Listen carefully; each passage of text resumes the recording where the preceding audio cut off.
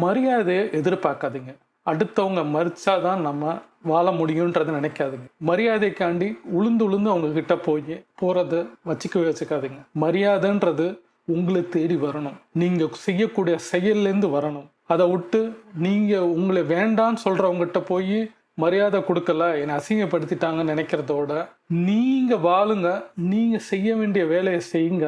லைஃப்ல என்னவா ஆகணும்ன்றதை நீங்க பண்ணீங்கன்னா மரியாதை உங்களை தேடி வரும். உங்களை ரெஸ்பெக்ட் பண்றதுக்கு ஊரே வரும். இந்த சொசைட்டி உங்களை ரெஸ்பெக்ட் பண்ணணும், உங்க சொந்த பந்தம் உங்களை ரெஸ்பெக்ட் பண்ணணும்னா உங்களைய முதல்ல நீங்க தயார்படுத்துங்க. உங்களுக்குள்ள இருக்கிற டேலண்ட்டை வெளிப்படுத்துங்க.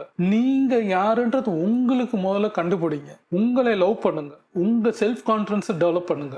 மரியாதை உங்களை தேடி வரும். அதை விட்டு என்னை அவங்க மதிக்கல, நான் இந்த வயசாயிருச்சு, நான் இப்படி இருக்கிறேன் அப்படி இருக்கிறேன் எனக்கு நினைக்கல அப்படிலாம் சொல்லவும் சொல்லாதீங்க. மரியாதைன்றது ஒருத்தவங்களுக்கு கொடுக்குறாங்கன்னா அவங்க நடந்துக்கிற முறையும் அவங்க இருக்கிற மெத்தடும் அவங்க என்ன நல்லது செஞ்சிருக்காங்களோ அதுதான் மரியாதை. கெடுதல் பண்ணியிருக்கிறாங்களோ பார்க்க தான் வெளியில மரியாதையா கொடுக்குற மாதிரி தெரியும். ஆனா அவங்க பின்னாடி பேசக்கூடிய விஷயங்கள் எல்லாமே தப்பா இருக்கும். அதுக்கு நம்ம ஒழுங்கா இருப்போம், பாசிட்டிவா இருப்போம், நல்லது செய்வோம். அவங்களும் நல்லா இருக்கணும், நம்மளும் நல்லா இருக்கணும், உலகம் நல்லா இருக்கணும், இந்த பிரபஞ்சம் நல்லா இருக்கணும்னு நினைச்சோம்னா நிச்சயமா மரியாதை எல்லாருக்கும் எல்லா இடத்துலையும் கிடைக்கும். அந்த மாதிரி யோசிக்க ஆரம்பிங்க. நம்ம அடுத்தவனை தாழ்த்தி நம்மளுக்கு அந்த மரியாதை கெடுக்கணும்னு நினைக்கிறது மகா தப்பு.